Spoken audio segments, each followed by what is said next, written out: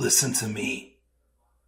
If there was a wise man who would ever think of this, they would say in order to be superior to the man, you've got to be the man.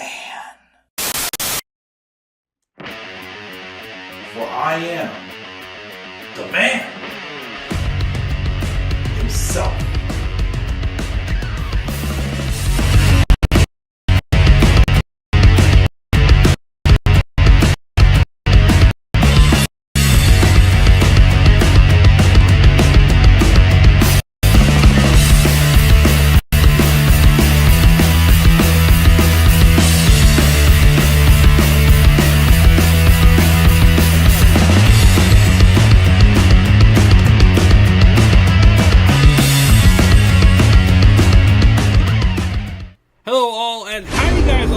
This Thursday evening, this is the Club of the Man 1993, and we are here live for my live review of this past week's episode of Monday Night Raw. We're back reviewing Raw again, and then we'll be reviewing Raw again next week, because next week, of course, is pay-per-view week, as we're getting for WrestleMania, so no Raw or SmackDown reviews next week, but we will be doing, the WrestleMania 41 preview prediction at some point next week. Got prepared for the graphics. Not sure what day I'll do it next week, but definitely want to try to get it in like by the middle of next week for sure. Especially with it being a holiday weekend next weekend as well. So when I do my WrestleMania 41 preview predictions, we'll be kind of up in the air. But hopefully it will be either like probably Monday or Wednesday. I would say we're probably going to go with. But yeah, this is a live review again. We didn't review Raw last week because I was out of town for work down in Fort Worth, Texas. Not a bad area. I didn't mind being down there. So we're back here now reviewing Raw. Gotta be honest, Raw didn't suck. I liked it better than what we had 2 weeks ago on Raw. The one I think I gave it like a C+, and only a C+ because of the John Cena and of course Cody Rhodes segment as well. But this show had some stuff I really liked, but it also just again felt kind of filler. Like it feels like they've settled with the matches they won for WrestleMania, and they're just like throwing like a last few minutes small things in there. It feels like they're kind of coasting a bit. The build for WrestleMania 41 has definitely not been as exciting as it was for WrestleMania 40. I still have a good feeling WrestleMania 41 is going to be good, but the build, again, it's fine, but it's not what you would want for WrestleMania season. Like, I keep forgetting WrestleMania is next weekend, which is also kind of good because I gave a pop for Lent and I can go back to drinking pop again. I'm desperately wanting to drink a Coke right now and a Sprite so bad, but I will next weekend. But yeah, it kind of feels like they've just like settled in. Like, we have the card, let's just get to WrestleMania, it feels like pretty much. Which is a shame, but again, it's going to be a good show. I don't think it'll top last year's show. I'll be honest though, the more things that the matches they announce, I feel like it's going to be a very heelish WrestleMania. There's going to be a lot of like heel moments, I feel like, at this year's WrestleMania. We'll talk about that more when we get to my preview predictions next week. But yeah, I'm going to go through Raw decently quick. Not too much to really say, honestly. And then I'm going to go upstairs and watch my Thursday night Law & Order SVU. And I might record one more video I wanted to record last night. It's a rant video. But maybe I'll put it off till tomorrow. I'm not sure. We'll see how I feel after this review and after I watch SVU. Also, two things. One, if you haven't done so, please check out my video I posted last night for John Cena's final match and the stipulation that I think they should go with. Please check that out if you haven't done so already. And two, So I just want to throw like something out there I've been thinking about for a little bit. I have at times considered, again, doing just one live stream a week with like all the wrestling topics I want to talk about for the week, rather than doing Raw and SmackDown reviews. I've considered doing that several times. But after last Saturday's stream, when I reviewed SmackDown, and I was trying to review like other stuff that I missed while I was away, and I gassed out, that kind of made me not want to go down that path. Because if I wait till the last second to talk about all this wrestling content, what if I get too tired, or what if I'm too busy that weekend, and I don't get to do it until after the following week's wrestling starts up? So, I do think it's best, for me personally, I would prefer keeping it, like, at least for now, what I'm doing. One live stream a week, most likely Raw over SmackDown, because I prefer Raw over SmackDown right now. And then everything else is uploads. So I'm not going to do the whole, like, this week in wrestling with the man or whatnot, as I consider it at times. No. I'm going to keep it this way, and we'll go from there. So I just wanted to throw that out there as well. But before we get started with the actual review, let's check the live chat here. We've got Tyler in the live chat saying AEW World Title scene is a dumpster fire. The video I want to do is a rant as to why I am glad I didn't watch AEW Dynasty this past Sunday. I'll maybe record that either tonight or tomorrow. And what is the point of winning the Rumble if you're not main eventing WrestleMania? You see, I've said that too many times. If you're not going to main event WrestleMania, they need to stop advertising the Rumble for that. They have to say you get a title shot at WrestleMania or something like that. Stop saying this, you get to main event WrestleMania, because you don't always get to. Because neither of the Rumble winners are main eventing WrestleMania this year. Which, again, I get why they're giving it to Punk now. Like, you don't know how many more WrestleManias Punk's going to have. And he never got to main event WrestleMania. I get that. But I also really feel bad for Jay, especially. Jay Uso absolutely earned a WrestleMania main event. But, unfortunately, he's probably going to either open one of the nights, if I'm being honest. But thank you for your thoughts, Tyler. As always, we're going to get rolling and talk about this review of Raw. Like I said, not really too much happened on the show. Some stuff I like, though. Nothing horrible, but a lot of it, again, just kind of felt like filler. Like, we opened up the show. Well, also, Raw took place in Minneapolis, Minnesota this week, by the way. And we had 2 title matches on the show. The show opened up with a contract signing. And it was the contract signing making the women's world title match officially a triple threat match at WrestleMania. Like we never saw come before. And it's basically almost the same exact thing we've gotten for several weeks now, except this time Io Sky came out on top, where Bianca and Rhea bicker. They shove Io out of the way, like, she doesn't matter. And she's like, hey, I'm the champion, respect me, blah, blah, blah, this, and that. Rhea and Bianca are bickering over nonsense and whatnot. And, again, on paper, this is going to be a great match. But I gotta say, I personally really think Io has to win this match at WrestleMania. Giving her the title just for her to drop it to, like, if it was Rhea versus Bianca, I would have picked Bianca to win, because I really think they're really like stretching towards that Bianca heel turn. And I think that's the route they're going to go if they give Bianca the title. But based off how this build's been, I really think you have to give it to Io. Because Rhea and Bianca are just so obsessed with tearing each other apart that they are basically like overlooking Io. And I'd like to see Io kind of like, get that upset victory to, like, kind of like get something out of this. Because if not, then what was the point of throwing Io in the match? Just take a pin to protect the other? Like, that's not necessary. WrestleMania is meant for big moments like pinning people who rarely get pinned. It's a big win and a big moment. So, I really think that should be the case. I still also thought it was so stupid last week to do that title match with Bianca Belair as the referee. Especially if the problem Rhea had was that Bianca was out there ringside the week she lost the title to Io. But, whatever. The match is still going to be great. But, again, it's just, repetition. Not much really different there. So, yeah, all that going on there.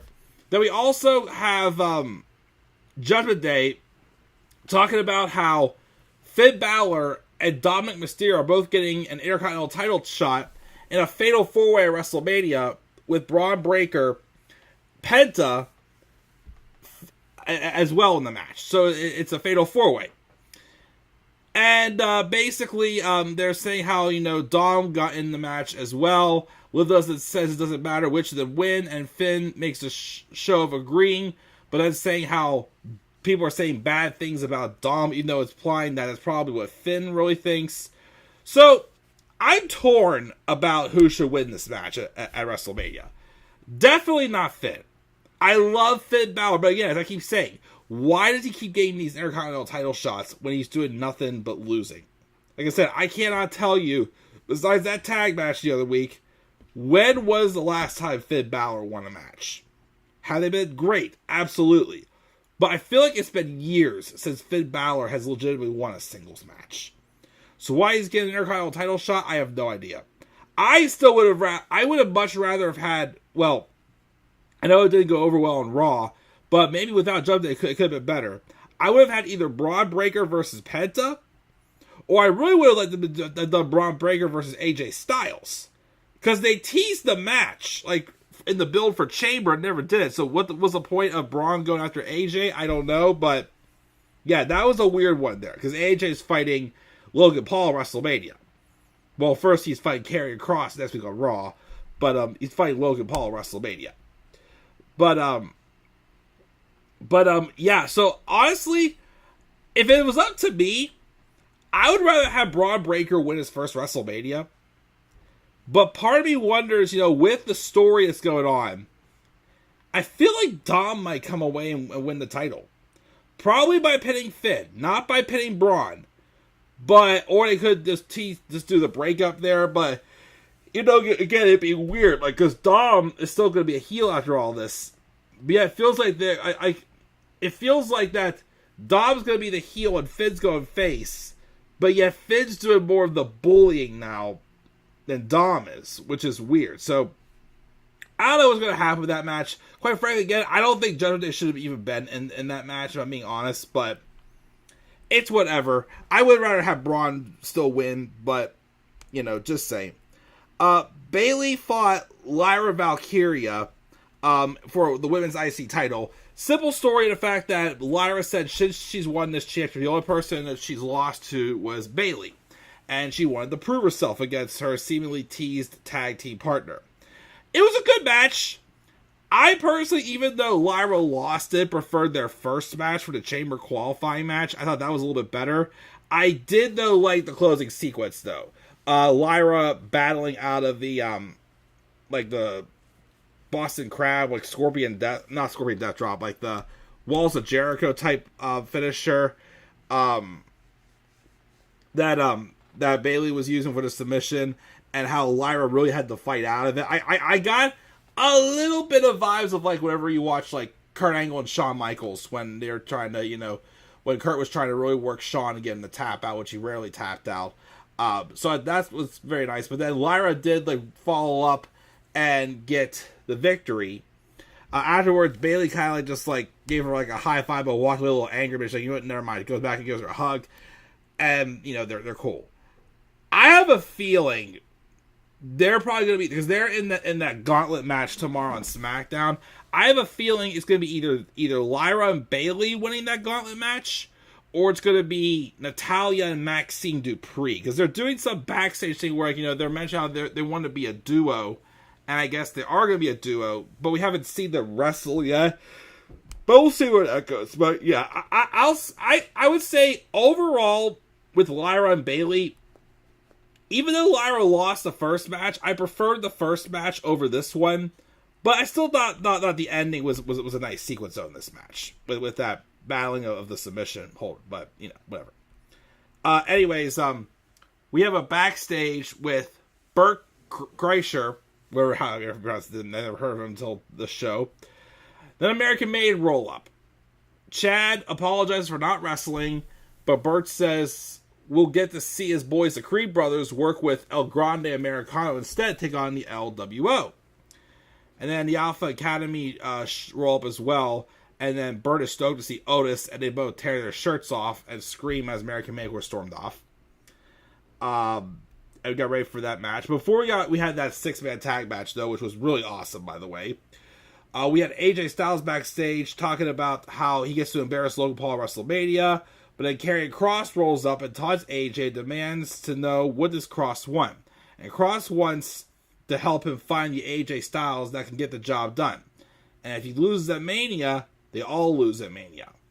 Styles like, you know what? Before I take on Logan, I'm going to talk to Pierce to get a match against you next week. So we're getting Karrion Kross and AJ Styles, and kind of hoping Kross doesn't lose that match. I'm hearing rumors that Karrion Kross's contract is expiring this summer, and I know he hasn't really done much since coming back, besides really feud with Drew McIntyre. And I know this like devil on your shoulder gimmick has really been like kind of giving him some momentum. But I'm just afraid that he's just not gonna get his shot before his contract expires, which unfortunately is sad because I really like Karrion Kross. I see how artistic he is, and I had really high hopes when he came back the SmackDown after SummerSlam in 2022. But we'll see. I'm a little worried about that match, but we'll see what happens next week on Raw.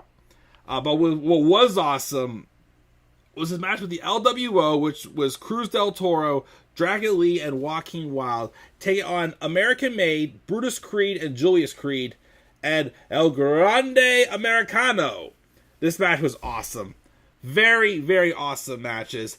They're really showing, like, we all know Dragon Lee is awesome. We all know Chad Gable, well, El Grande Americano is awesome. You may look at LWO as jobbers, but I really feel like when you let Cruz del Toro and Joaquin Wilde just go all out, they could be a really fun team. Like, they're showing me that if they gave them more to work with, they actually could be really good. Legitimate tag team champions. They've done some really crazy spots, like Joaquin getting his height, jumping like way up there, flying into the crowd. Cruz del Toro doing his corkscrew crossbody, I thought was pretty cool.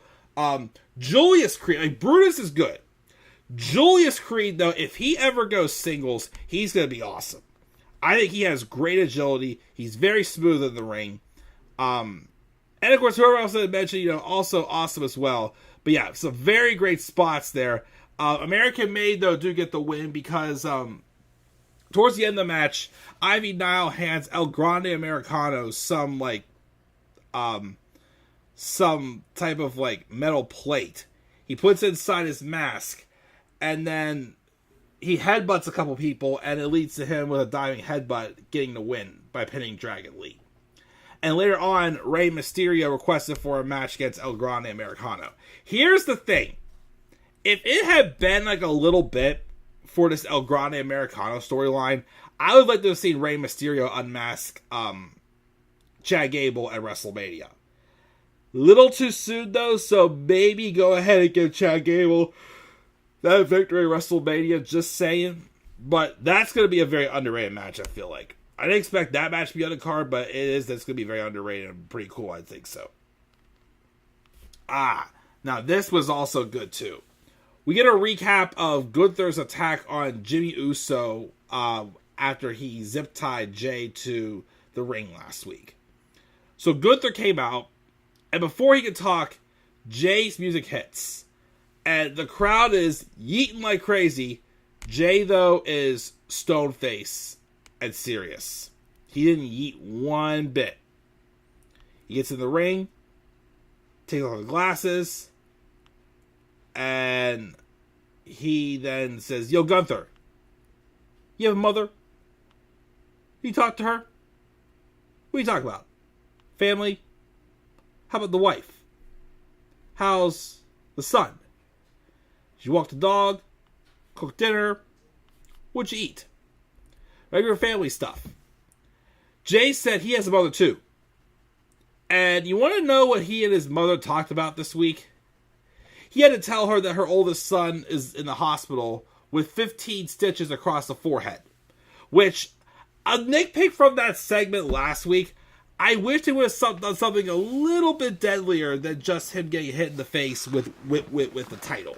Because we've had people get hit with the title how many times in the face and they don't get cut open. So, I wish Gunther would have done like maybe something else a little bit brutal, but just a nitpick. But of course, he was told though, whenever he told his mother that, was Joshua, why didn't you protect him? As a grown man, he's never lied to his mom. And he's not going to start now. He admitted he was once afraid of Gunther. He had to drop on him, play chess, while Jay was playing checkers. But that wasn't enough. He had to get his family involved. And you know how he feels about family. Especially about his brother. Gunther waylaid his brother and left him bloody while he was zip-tied to the ropes. And now Jimmy's blood is on his hands too. He's never felt so hopeless, disrespected, mad, angry, damn near scared. He made the whole world stop. Violating his twin brother in front of him made his heart stop. But you know what's crazy? In the darkest moment, right here in front of the world, a light bulb went off. He's not afraid of Gunther anymore. So he tells Gunther, hug and kiss your family before WrestleMania. The night before, he's going to lay his head down and say a prayer for Gunther. But more so for him, as he's going to ask the Lord to forgive him for the man he's about to become. Because at WrestleMania, he's got Gunther to himself. For Jimmy, and for his whole family, he's going to take the World Heavyweight Championship. Very great promo, very great recut by Jay for sure, whatnot, the emotion and everything. I do think that there should have been a little bit of physicality in it, though. Like, I'm sorry, like, what man comes out angry at someone who just literally, like, brutalized your brother last week, like, so bad, and like, you know, basically just to torture him, and doesn't even try to get a punch in on him. You know?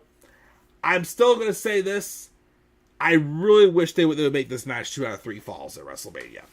I really think that would be an even more interesting concept. Like, this is a feud, I feel like, because Gunther's beaten Jay so many times, to prove it's not a fluke, and I think for the fans to respect him more, have him beat Gunther twice. But, we'll see. We got a recap of CM Punk's favor he told Paul Heyman last week, having him in his corner at WrestleMania. We'll hear from Paul Heyman later on in the show. Again, we had then we had our second title match of the evening. It was the War Raiders taking on the New Day for the World Tag Team Championships. Match was fine, but then a chair got involved and there was a DQ, and then New Day beat down War Raiders. So I guess it's leading to some sort of a stipulation match for WrestleMania. I guess. It's kind of thrown together, though. Like I said, since they split the tag titles back up at last year's WrestleMania, the men's tag titles only been defended one time on pay-per-view. And that was the WWE tag titles on SmackDown. They were defended at the Royal Rumble in that 2 out of 3 falls with DIY and MCMG. The World Tag titles have barely been defended. So the fact they're giving them that spotlight, it was a little strange, but on the bright side is it's probably going to be New Day winning at WrestleMania. I don't think have the New Day ever won a tag title match at WrestleMania? I don't think they have. Because 31, they were on the pre-show getting booed. They didn't win there. 32, they faced the League of Nations in like a 6-man tag. No titles were on the line. 33, they were the hosts. 34, they were squashed by the Bludgeon Brothers. 35, it was Kofi Mania. I think they didn't wrestle for the tag titles on that show. I don't think. 36 was the triple threat when it was just a single star for each wrestler, because I think it was Miz who got hurt and who got sick for that match. 37, they dropped the titles to AJ Styles and Omos. 38, they wrestled They wrestled the Brawling Brutes. No titles on the line. 39? Were they in that showcase match? Possibly, I think. I can't remember. I don't think they were on the card for 40. Or they weren't in that ladder match. Yeah, New Day have never won the tag titles at WrestleMania. That's actually kind of strange. Let's change that this WrestleMania. Put the titles on them. And then hopefully in a year, Big E will come back and we'll see what goes there. But yeah, I think they're about to win the tag titles. That's why I said it's going to be a very heelish WrestleMania. Then we had Dominik Mysterio and Penta. Match was fine, but first Penta did win. What people are going to remember was after the match, Karrion came out and attacked Penta, and afterwards, Braun Breaker's music hit, and Karrion was just getting outside of the ring. Braun Breaker, I kid you not, flew like nearly 100 miles an hour down the ramp. So fast, he jumped in the air, speared Carlito, literally like neck up. He was that high. Speared him, and then did like a tumble in the air as well as he speared him. Like Bobby Lashley's type whenever he spears someone and kind of like spins inside out and whatnot. Yeah, this how he literally speared him, like came up, speared, and basically like did a somersault right after that.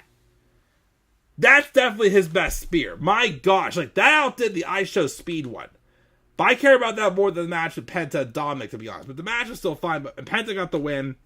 And basically everybody just got their offense in before Finn Balor ended it staying with the IC title. Okay? And then finally, the closing segment was Paul Heyman came out to address the situation with him, Punk, and Roman. He said, let me just clarify, he will always be loyal to his tribal chief. He will also be loyal to his best friend in the world, CM Punk. But Seth Rollins came out, and Seth Rollins basically was just trying to get into Heyman's head.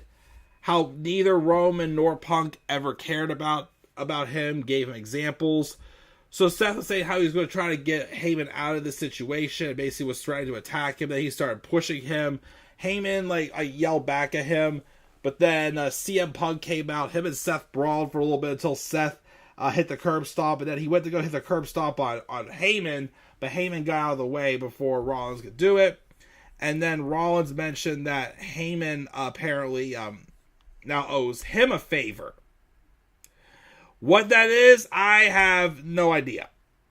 But I guess we'll find out. Some people are saying they wonder if Paul Heyman and Seth Rollins could link up together. Possible. I don't quite know where they would go with it, but could be a little bit of a swerve for WrestleMania. But yeah, it was fine. Like I said, I just don't know. Like I said, some of these still are like the matches we're going to get at WrestleMania. There's not any of them that I'm like I don't really care for this, but most of it's like this should be good. I wish there was just more meat on the bone to it, basically. Like some of the stuff again, like this Fatal 4-Way we're getting for the IC title. Even the triple threat match, even though there's some juice to it with Roman, Seth, and Punk, feels a little thrown together. Like, we didn't get as much meat on the bone as I thought we were going to get, but whatever. But that's Raw. Again, there was some stuff I liked. A lot of filler, though. I gave it a B-. A B- this week of Raw. Check in the live chat. Judgment Day needs to stop. Yes, they do. Hopefully at the WrestleMania. AJ needs to beat Logan and go back to SmackDown to draft. He could, but it'd be cool if he did beat Logan. Is Jericho leaving AEW? I hope. I don't know. I didn't get to watch Dynamite this week, and Moxley's 4th world title reign has been a nightmare. Really, only Moxley's first title reign in AEW has been good. The rest of them, he was just like basically playing placeholder, and after that, it was just. He got this Death Rider storyline just sucked, but I'm going to talk about that a little bit whenever I do my video about why I didn't watch, why I'm glad I didn't watch Dynasty, but we'll do that some other time. But yep, that's going to do it, guys. Again, kind of not too long or too short, but was what it was review of Raw. Gave it a B-. And that's the last Raw review actually before WrestleMania, because again, next week we're going to be doing the preview predictions. So no Raw review next week, or SmackDown review. So, yep, that's going to do it, guys. What are your guys' thoughts on Raw? Give it a B-. Thoughts on the segment with Jay and Gunther. Thought on the matches. The card for Mania. If you guys thoughts all down in the comment section below. Slap a like on the video and subscribe for more content on my channel. Follow me on Twitter as well, The Club of the Man 93. You can also follow me on TikTok and on Instagram, The Club of the Man 1993. Make sure you also check out my John Cena video I just uploaded last night regarding what Cena's last match could be. And yeah, that does it, guys. I'll check it out. I'll catch y'all later. Have a great rest of your night. And do not forget, in order to be superior to the man, you've got to be the man. And for I am the man himself. And that is not just an opinion, my friends. That is a fact of life. Yeah!